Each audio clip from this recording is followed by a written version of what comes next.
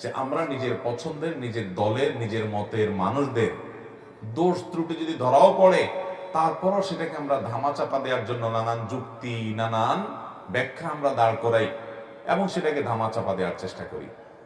আর যদি নিজের পছন্দের বাইরের কোনো লোক থাকে যার প্রতি আমার কোনো কারণে অপছন্দ ভাব আছে, আমি তাকে আমার মনে করি না, তখন সেই লোকটার কোনো ভালো কিছু পাইলেও বলি যে মতলব কি আল্লাহ জানে। আল্লাহ রাব্বুল আলামিন বলেছেন, ইয়া আইয়ুহাল্লাযীনা আমানু ইজতানিবু কাসীরাম মিনায-যন ইন্না বা'যা-যন্নি ইসম। হে ঈমানদাররা, তোমরা একে অন্যে কেউ কারো প্রতি কুধারণা করবে না, কারণ কুধারণা করা, মন্দ ধারণা করা এটা গুনাহের কাজ। এটাও দেখবেন যে অন্যের ব্যাপারে কুধারণা করতে আমরা মহাপটু। একজন মুসলমান অন্য মুসলমানের 10টা দিক দেখছে দোষের, তারপরও সে চিন্তা করবে হয়তো আমি ভুল দেখছি, হয়তো আমি যা দেখছি বাস্তবতা তার ভিন্ন কিছু, হয়তো তার কোনো ওজর আছে। এরকম বিভিন্নভাবে সে ওজর তালাশ করবে অন্যের ব্যাপারে, আর নিজের ব্যাপারে সে কড়া হবে। আমরা নিজের ব্যাপারে বিভিন্ন সাফাই গাই, আর অন্যের ব্যাপারে যত খোঁচাখুচি করে তার দোষ বাইর করা যায়, চিত্র অন্বেষণ করা যায়, সেই চরিত্র আমাদের মধ্যে আছে না নাই? তো আল্লাহ তাআলা সেটাও নিষেধ করেছেন। এরপর আল্লাহ তাআলা আরো নিষেধ করেছেন 3 নম্বরে, ওয়ালা তাজাসসু, তোমরা এক অন্যের পেছনে স্পাইগিরি করো না। স্পাইগিরি করো না, তোমরা একে অন্যের সাথে গোয়েন্দাগিরি করো না। ওই যে দোষ বাইর করা, ছিদ্রান্বেষণ এটা করবা না। এগুলোও দেখবেন আমাদের মধ্যে প্রচুর আছে। বরং যারা ইসলাম প্র্যাকটিস করে তাদের মধ্যে কোনো কোনো ক্ষেত্রে এই রোগগুলো আরো বেশি, যে এক দলের লোক আরেক দলের লোকের বিরুদ্ধে স্পাইগিরি করে, আছে না নাই? এক দলের লোক আরেক দলের লোকের দোষ বাইর করার জন্য টর্চ লাইট নিয়ে নেমে যায়, আছে না নাই?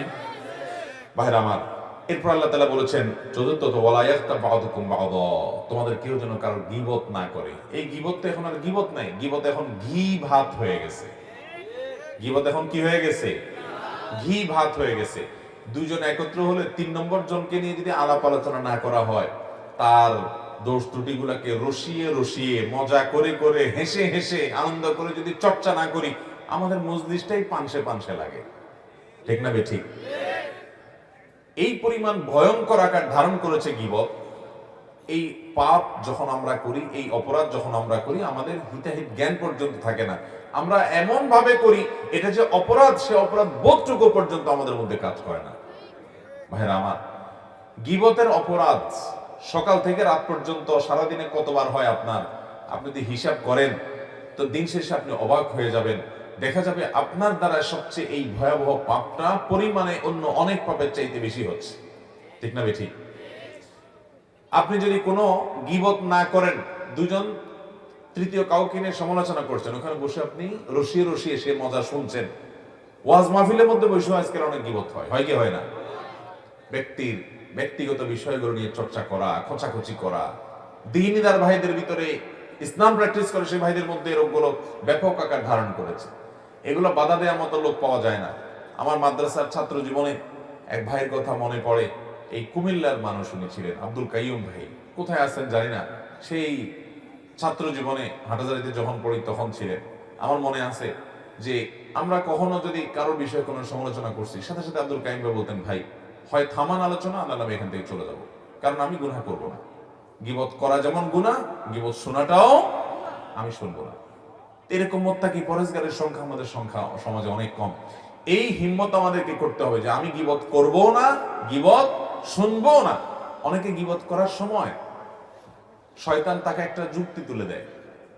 দেখবেন আপনি যদি বলেন যে ভাই এটা তো গীবত হয়ে যাচ্ছে, থাক আমরা এটা না করি, এটা যদি বলেন তো সাথে সাথে দেখবেন শয়তান ওই লোকটার কাছে একটা লজিক ধরায় দেয়, একটা যুক্তি ধরায় দেয়। কি?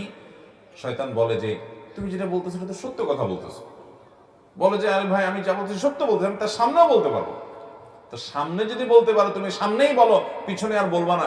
ইসলাম চায় মানুষের সামনে দোষটা বলো আর পেছনে গুণটা বলো। সামনে গুণ বললে সে পাম্পট্টি পেয়ে ফুলে যাবে, অহংকারী হয়ে যাবে। এই জন্য গুণটা বাহিরে বলো, অন্যজনের কাছে বলো, সে তার প্রতি ভালো ধারণা করবে, সামাজিক সম্প্রীতি তৈরি হবে। আর দোষগুলা পেছনে বললে অন্যরা তার প্রতি কুধারণা করবে, খারাপ ধারণা করবে, সম্পর্ক নষ্ট হবে, সামাজিক সম্প্রীতি বিনষ্ট হবে। বরং দোষের কথাটা ওই লোকটার সামনে বললে সে নিজে সংশোধন হয়ে ভালো মানুষ হতে পারবে। এই জন্য ইসলাম বলে সামনে মানুষের দোষের কথাটাকে সুন্দরভাবে, খুব বিনয়ের সাথে এমন ভাবে উপস্থাপন করো যাতে তিনি রাগ না হন। তার ভুলটা তিনি বুঝতে পারেন, সেইভাবে তুমি চমৎকার ভাবে তার সংশোধন করো। সামনে দোষটা সামনে বলো, আর গুণটা পেছনে বলো। সামনে গুণ বলবা না, সামনে গুণ বললে সে অহংকারী হয়ে যাবে।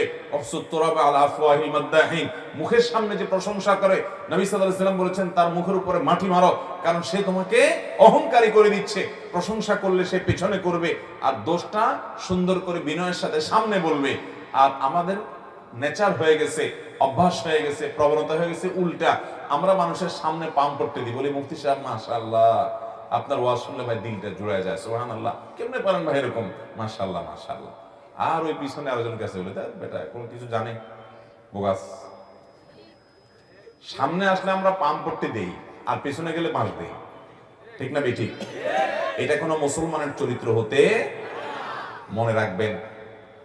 আপনার নফল নামাজ, নফল রোজা, নফল দান সাদকা, জিকির আজকার, কোরআন তেলাওয়াত, এগুলোর চাইতে বহুগুণ বেশি মিজানের পাল্লায় ওজনই হবে আপনার এই আখলাকগুলো, আপনার এই নেচার এবং চরিত্রগুলো। আমি সমাজে বহু নামাজি দেখি, আমি বহু দাড়িওয়ালা দেখি, আমি বহু টুপিওয়ালা দেখি, আমি বহু সহি আকীদাওয়ালা দেখি, আমি বহু সহি আমলওয়ালা দেখি, আমি বহু সহি চিন্তাওয়ালা দেখি, সহি মানহাজওয়ালা দেখি, অনেক দিক থেকে ভালো গুণ দেখি মাশাআল্লাহ।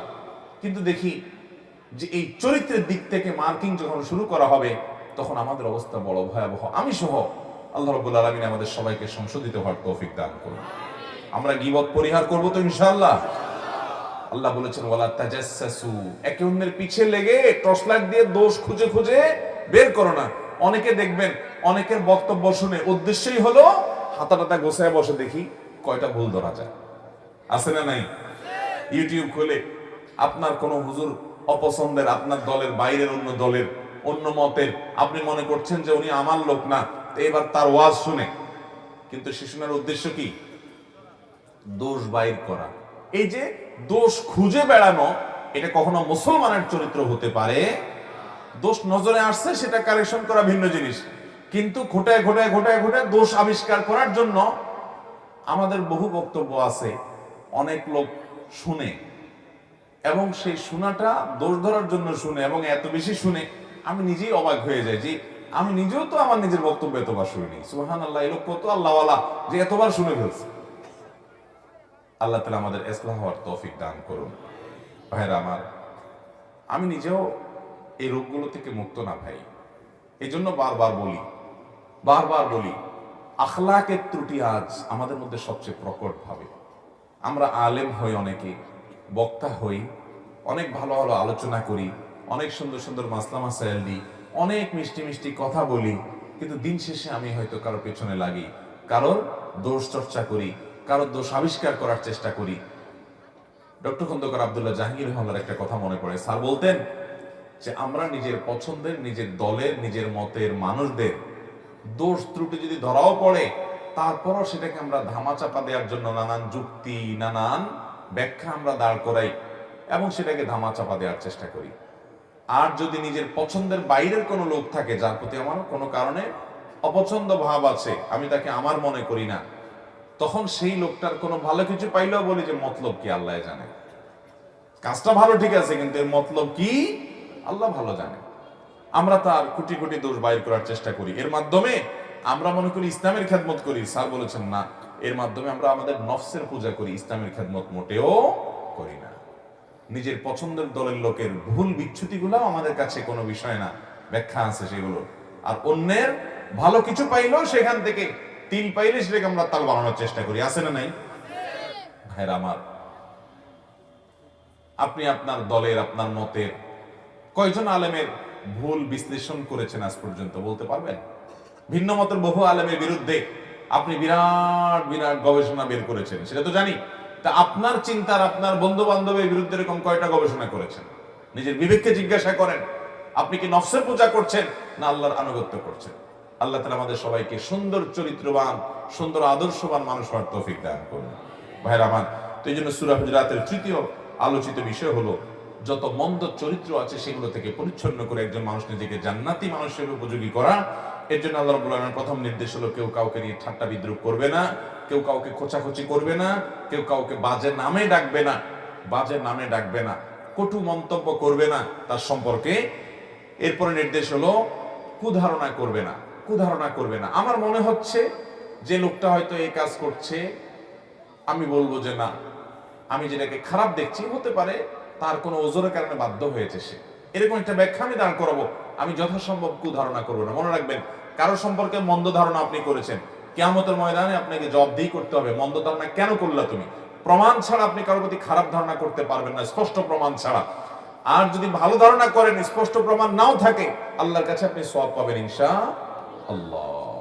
ওই যে একটা ঘটনা শুনছেন না, যে এক পুকুরে দুই প্রান্তে দুইজন, রাত 3টা বাজে, দুই পাশে দুইটা পুকুরের ঘাট আছে, দুজন হাত পা ধরছে। এর মধ্যে একজন মাত্র কারোর ঘরে শীত কেটে চুরি করে আসছে। আগের যুগে শীত কেটে চুরি হইতো না, ওই যে মাটির ঘর, নিচে গর্ত করে ঢুকে তারপরে ঘর থেকে চুরিদারি করতো। এই শীত কেটে চুরি করতে গিয়ে মাটিটারি গায়ে লাগছে, এই জন্য সে পুকুরের ঘাটে এসে ওগুলো ধুইতেছে।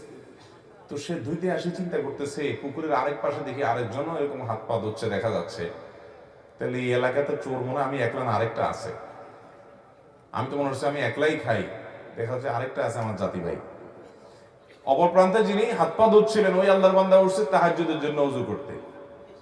তখন সে তাহাজ্জুদের ওযু করতে করতে চিন্তা করতেছে, সুবহানাল্লাহ, আমি তো মনে করছি আমি একলাই তাহাজ্জুদ পড়ি, মাশাআল্লাহ আরেক ভাই তাহাজ্জুদের জন্য উঠছে, সুবহানাল্লাহ। এটারে বলে যার ভিতরে যা ফাল দিয়ে ওঠে তা। নিজে যেরকম আরেকজনকে নিয়ে ভাবেও মানুষ সেরকম। ভাইরা আমার, এই জন্য মানুষ সম্পর্কে ইতিবাচক এবং সুন্দর চিন্তা, সুধারণা করবো ইনশাআল্লাহ। মন্দ ধারণা করব, মন্দ ধারণা করা গুনাহ।